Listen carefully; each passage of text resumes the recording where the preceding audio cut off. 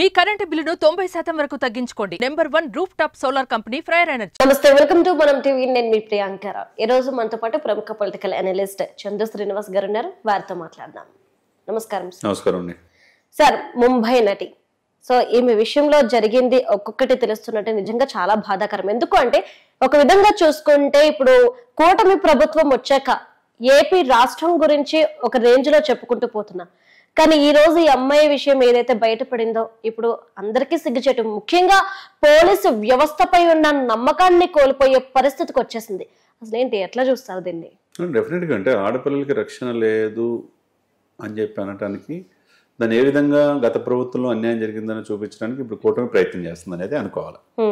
ఎందుకంటే గత ప్రభుత్వంలో జరిగిన అన్యాయం ఆమె ఎవరు చెప్పుకోలేని పరిస్థితి. 40 రోజులు ఆమెని వాళ్ళ కుటుంబాన్ని ఒక గెస్ట్ హౌస్ నిర్బంధించి ఆమె జైలుకు పంపించి నా తీరు అనేది అది ఎవరూ ఆహ్వానించదగ్గ పరిణామం కాదు. అది మంచిది కాదు.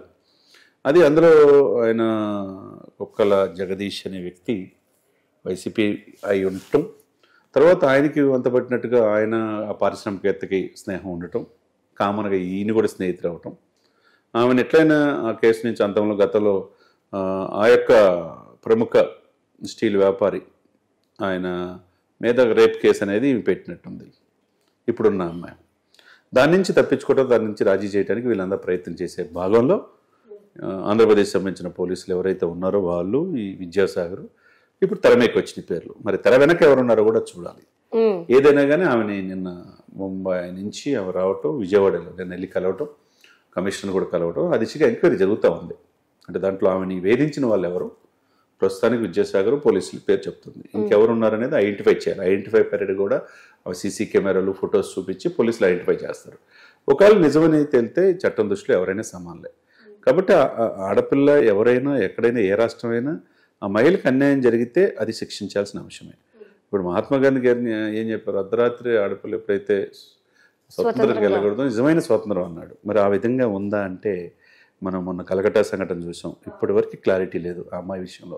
ఒక డాక్టరు పేద ప్రజలకు వైద్యం చేసే డాక్టర్కే ఘోరంగా అత్యాచారం చేసి చంపేస్తే ఇంతవరకు ఆ రాష్ట్రానికి చెందిన ముఖ్యమంత్రి మహిళ ఎండు కూడా ఆమె ధర్నా చేస్తుంది. అంటే పట్టుకోవడం చేతగా లేదా, దాని వెనక ఎవరు పెద్దలు ఉన్నారనేది ఐడెంటిఫై చేయలేకపోవటం సిబిఐ ఎంటర్ అయ్యేదాకా. కాబట్టి మహిళకి ఢిల్లీలో చూసినా, కలకట్టాలో చూసినా, హైదరాబాద్లో చూసినా, హైదరాబాద్ నేను కాక మొన్న శంషాబాద్ దగ్గర ఓయో రూముల్లో కెమెరాలు పెట్టి ఇవన్నీ చేయటం, తర్వాత ఇకపోతే ఆంధ్రప్రదేశ్లో కూడా చూసాము కాలేజీల్లో ఇట్లా 18 కెమెరాలు. ఇవన్నీ కారణం ఏంటి అంటే వ్యవస్థలో లోపాల, లేకపోతే రాజకీయ పలుకుబడా, ఎవరు మమ్మల్ని ఏం చేస్తారనే అహమా, ఇవన్నీ ఉంటాయి. ఇవన్నీ ఎప్పుడు చేయాలా? క్రమశిక్షణతో మొక్క వంగంది మౌనం వంగుతుంది అన్నట్టు వాళ్ళు క్రమశిక్షణ ముందు తల్లిదండ్రుల నుంచి నేర్చుకోవాలా. ఆ తర్వాత పెడదవలో ఉన్నారా, కరెక్ట్గా ఉన్నారా. వాళ్ళు విపరీతం ఏమంటే 7th 8th చదివేవాడు కూడా స్కూల్ బ్యాగుల్లో గంజాయి దొరికిన పరిస్థితులు ఆంధ్రప్రదేశ్లో.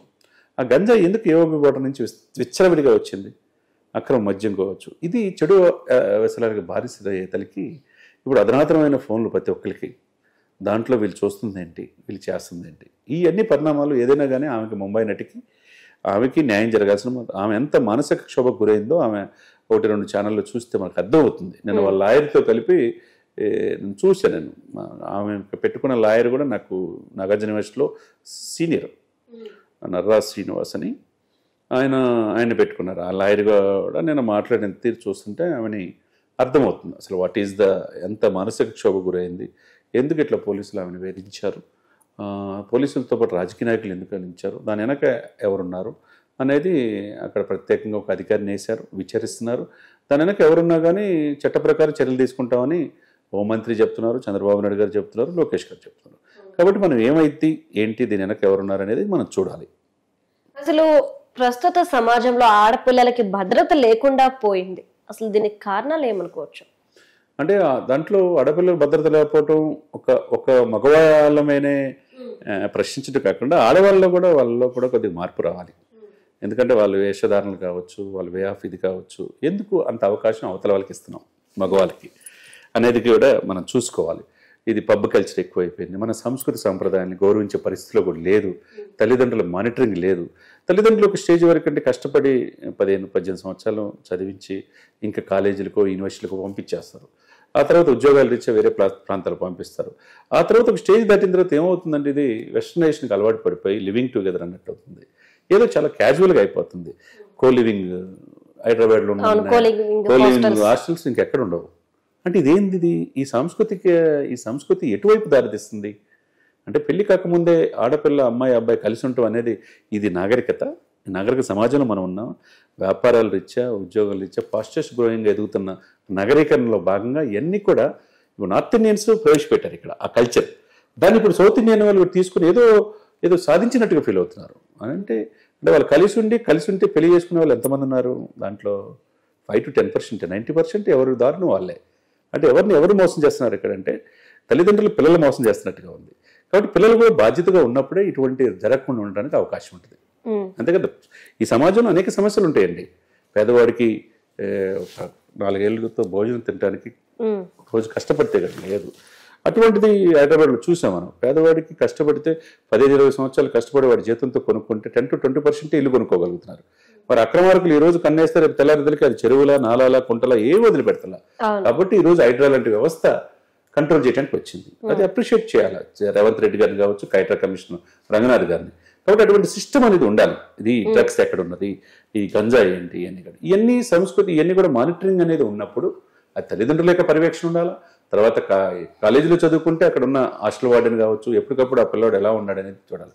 లేకపోతే 4 సంవత్సరాలు వాడు చదువుకొని వాడు గుడ్లవల్లేరు కాలేజీలో ఫోర్త్ ఇయర్ చదువుతున్న అమ్మాయితో కలిపి కెమెరాలు పెట్టారనేది ఆరోపణలు ఎవరన్నా దాని వెనక ఎవరున్నా అది రాజకీయ నాయకుల ప్రమేయం ఎవరైనా కానీ శిక్ష పడాల్సిందే. అదేవిధంగా మీరు చెప్పిన ముంబై హీరోయిన్ కావచ్చు, మన రాష్ట్రంలో ఈ రాష్ట్రంలో అక్కడున్న రాజకీయ నాయకుల మీద కావచ్చు, పోలీస్ వ్యవస్థ మీద కావచ్చు ఇన్ని ఆరోపణలు వచ్చినప్పుడు త్వరితగతిన విచారించి ఫాస్ట్ ట్రాక్ కోర్టు వేసేసి ఆమెకి న్యాయం చేయాలి. దాని వెనక ఎవరున్నా ఆమె చెప్పింది నిజమా లేదో కూడా ఐడెంటిఫై చేసుకొని ఇంకొకరికి ఈ తప్పు జరగకుండా చూసుకోవాల్సిన బాధ్యత ఉంటుంది. సార్, ఎవరైతే ముంబై నటి ఉందో ఈమె కేసులో వైఎస్ఆర్సీపీకి సంబంధించిన ప్రముఖుల పేర్లు అలానే పోలీస్ డిపార్ట్మెంట్ కి సంబంధించిన ప్రముఖుల పేర్లు బయటకు వస్తున్న నేపథ్యంలో దీన్ని తప్పించడం కోసమే గుడ్లవల్లేరు కాలేజ్ ఇన్సిడెంట్ ని బయటకు తీశారు అన్న ఒక ఆరోపణ ఈరోజు సోషల్ మీడియాలో హల్చల్ అవుతుంది. దీనికి మీరు ఇచ్చే సమాధానం ఏంటి? అంటే ఇప్పుడు అవతల ప్రధాన ప్రతిపక్షాలు ఇప్పుడున్న అధికార పక్షం అది ఆరోపణ చేయొచ్చు. ప్రధాన ప్రతిపక్షం దీన్ని ప్రతి అవసరాన్ని ప్రభుత్వ వ్యతిరేకంగా ఉన్న ప్రతి అంశాన్ని వాళ్ళు క్యాష్ చేసుకోవాలని ఉంటాయి, సహజంగా ఉంటుంది. ప్రతిదానికి ట్రోల్ చేస్తారు. ఏది చిన్న విషయంలో కూడా పవన్ కళ్యాణ్ గారికి చంద్రబాబు నాయుడు గారికి గ్యాప్ తేవాలని, పవన్ కళ్యాణ్ గారు లోకేష్ గారికి గ్యాప్ తేవాలని శతవిధాల ప్రయత్నం చేశారు. ఇప్పుడు వరకు జరగలే, మంచి పరిపాలన సుపరిపాలన దిశగా వెళ్తుంది. కాబట్టి వాళ్ళు ఆరోపించినంత మాత్రాన దానికి దీనికి ముడిపెట్టడం అనేది సహేతుకం కాదు. అది ఎంత ప్రాధాన్యత ఇచ్చారో ఈ పిల్లల భవిష్యత్తు కూడా అదే ప్రాధాన్యత ఇవ్వాలి. పోలీస్ వ్యవస్థ చాలా ఉన్నది కాబట్టి ఆ పర్టికులర్గా ఇంటర్వ్యూ చేస్తున్న ఏసీపీ ఎవరిని వేశారు, వాళ్ళు విచారిస్తారు, కోర్టులో వెళ్తారు, దానికి ఎవరెవరు ఉన్నారని విచారించి వాళ్ళు శిక్షిస్తారు. అదే సమయంలో దానికి ఎంత ప్రాధాన్యత అయితే ఇచ్చారు, వేరే రాష్ట్ర మహిళల కోసం ఆంధ్రప్రదేశ్లో అన్యాయం జరిగిందంటారు, దాని ఎంత ప్రాధాన్యత ఇచ్చారు. గుడ్లవల్లేరులో ఆడపిల్లల భవిష్యత్తు 5,000 మంది, సొంత రాష్ట్రం 5,000 మంది చదువుకుంటున్నారు. అక్కడ 300 మంది అమ్మాయిల భవిష్యత్తును ఆరోపిస్తున్నారు. అది నిజమెంత త్వరితగతిన విచారించంటే కొంతమంది ఆరోపణలు ఏంటి మీరు అన్నట్టు ప్రధాన ప్రతిపక్ష హోదా లేకపోయినా కానీ వైసీపీ ప్రభుత్వం ఆరోపించింది ఏంటి, విచారించకుండానే ఎలా ఆడపిల్లలకి ఇది జరగలేదని మీరు అంటారు, మీరు నిర్లక్ష్యం అని చెప్పి అన్నారు. ఆ ఆరోపణలు రాకుండా చూసుకోవాల్సిన బాధ్యత ఈ ప్రభుత్వం అనేది. ఎవరున్నా దీని వెనక ఏదో సింపుల్ గా కొట్టి పారేయాల్సిన అంశం కాదు. గుడివాడ ఎమ్మెల్యే గారు చెప్పినట్టుగా ఇదేదో చిన్న నలుగురికి సంబంధించిన విషయం అనేది అక్కడ కనపడతల్లా. పిల్లలు వేరేగా ఆల్రెడీ ఎక్స్ లో పోస్ట్ చేసి పవన్ కళ్యాణ్ గారికి, చంద్రబాబు నాయుడు గారికి అందరికీ చేసి మాకు అన్యాయం జరుగుతుంది అన్నారు. మరి మా ఆడపిల్లలు ఎవరు మాకు అన్యాయం జరిగిందని బహిరంగ చెప్పరు కదా. వాళ్ళ పిల్లలు వాళ్ళ తల్లిదండ్రులు కూడా ఆవేదన వ్యక్తం చేస్తారు. కాబట్టి ఏం జరిగింది దీని వెనక అంత తేలిగ్గా ఏదో నలుగురికి కాదు. లేకపోతే ఇంత వారం ముందే కంప్లైంట్ ఇచ్చాం, ఎవరు చర్యలు తీసుకోలేదు అంటున్నారు. మేనేజ్మెంట్ కూడా ఇది మంచి కాలేజ్, గుడ్లవల్లేరు కాలేజ్, మంచి ప్లేస్మెంట్స్ వస్తాయి, దేశవ్యాప్తంగా ఉంది, అక్కడ చదువుకున్న దేశ విదేశాలు ఉన్నారు, అది ఎవరు కాదనేది. కానీ ఆ మచ్చ అనేది పడకూడదు కదా. ఆ పడకుండా దీని వెనక ఎవరున్నా, వాడు ఎంత పోటుగాడైనా, ఎంత రాజకీయ ఇదున్నా కానీ పార్టీలకు అతీతంగా ఏ పార్టీలో ఉన్నా వాళ్ళు శిక్షించాల్సిన అవసరం ఉన్నది. అంటే ఇప్పటి వరకు మనం ఏ కేసు చూసినా గానీ ఆడవాళ్ళు ఎక్కువ ఇబ్బంది పడుతున్నారు, ఆడవాళ్ళకి అన్యాయం జరుగుతుంది అంటే ఎక్కువగా మగవాళ్ళ పేర్లే మనం వింటూ ఉన్నాం. కానీ గుడ్లవల్లేరు కాలేజ్ విషయానికి వచ్చేసేపటికి ఒక అమ్మాయి ఇంతమంది అమ్మాయిల విషయంలో ఇలా చేయడం అనేది దీన్ని ఎలా చూడాలి అంటారు? అదే ఇప్పుడు నేను అనేది ఏంటంటే మహిళలకి స్వేచ్ఛ ఉంటుంది, వాళ్ళకే ఫస్ట్ ప్రయారిటీ ఉంటుంది. చట్టాల్లో న్యాయంలో కూడా ముందు ఆడపిల్ల మాట వింటారు. అదే సమయంలో మేము ఏది చెప్పినా కరెక్టే అనే ధోరణిలో వాళ్ళు ఉండటం వల్ల ఈ పరిస్థితులు ఉంటాయి. ఇప్పుడు ఆడవాళ్ళకి ఇప్పుడు 300 మంది భవిష్యత్తుని ఏ విధంగా ఒక బాయ్ ఫ్రెండ్ కోసం నువ్వు పెట్టగలవు?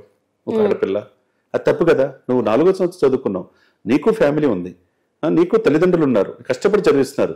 4th ఇయర్కి వచ్చి నువ్వు వెయిట్ చేసిన కరెక్ట్ అనుకుంటే అది తప్పు కదా. అంతే కదండి. ఆమె ఎవరు కెమెరా పెడతానికి? ఆమె మీద ఆరోపణలు లేకపోతే ఇదే నిప్పులేందుకు పొగరాదన్నట్టుగా అండి. అక్కడ ఆరోపణలు లేకపోతే చూడకపోతే ఎందుకు వాళ్ళు ఆవేదన వ్యక్తం చేస్తున్నారు? అంతమంది వర్షంతో మొత్తం ఆడపిల్లలు బయటకు వచ్చి మాకు అన్యాయం జరిగిందనే భావంతోనే కదా. ఆ వీడియోలన్నీ కూడా 100 రూపాయలకు అమ్మే పరిస్థితి వచ్చిందంటే ఇవన్నీ ఏంటి? ఇవన్నీ ఎవరు? దాని వెనక ఎవరున్నారు? దీని అనేది త్వరితగతిన విచారించాలి. లేకపోతే ఇప్పుడున్న కూటమికి చాలా ఇబ్బందికరమైన పరిస్థితి. ఇది ఒక రకమైన సమాజంలో బ్యాడ్ ఇండికేషన్ వెళ్ళిద్ది అనమాట. కాబట్టి ఆడపిల్ల శత్రువుగా తయారవ్వకూడదు. ఆడపిల్ల తల్లిదండ్రులు కూడా మా అమ్మాయి ఏం చేసింది కరెక్ట్ అనుకోకూడదు. ఇంకొక ఆడపిల్ల జీవితాన్ని నాశించేట ఎక్కడ ఉంటుంది? అది కరెక్ట్ కాదు కదండి. నువ్వు నీ ఇష్టం అయితే నువ్వు బాయ్ ఫ్రెండ్ ఉంటే ప్రేమించవచ్చు, నువ్వు పెళ్లి చేసుకో. అది నువ్వు చేసుకున్న బాయ్ ఫ్రెండ్ కోసం మిగతా ఆడపిల్లల జీవితాన్ని త్యాగం చేస్తానంటే వాళ్ళ జీవితాన్ని నాశనం చేయడానికి పూరుకోవడం అనేది కరెక్ట్ కాదు కదా. ఇది మన సమాజం కాదు ఇది. కాబట్టి వీళ్ళు కూడా నేర్చుకోవాలి. మేమేంటి మూలాలు మర్చిపోకూడదండి. తన కుటుంబం, తన తల్లిదండ్రులు ఎంత కష్టపడి మనం చదివిస్తున్నారు, మనం ఏం చేయాలి, మనం నెక్స్ట్ జనరేషన్ మనం ఏమిస్తాం అనేది ఉండాలి. కాబట్టి ఎవరికోళ్ళు ఆడపిల్లైనా మగోళ్ళైనా ఒకటే అనేది ఉండాలి. కాబట్టి ఆడపిల్లలు కూడా మనం ఏం చేసేది అనేది ఒకసారి ఆలోచించుకోవాలి. Okay, right. Thank you so much sir.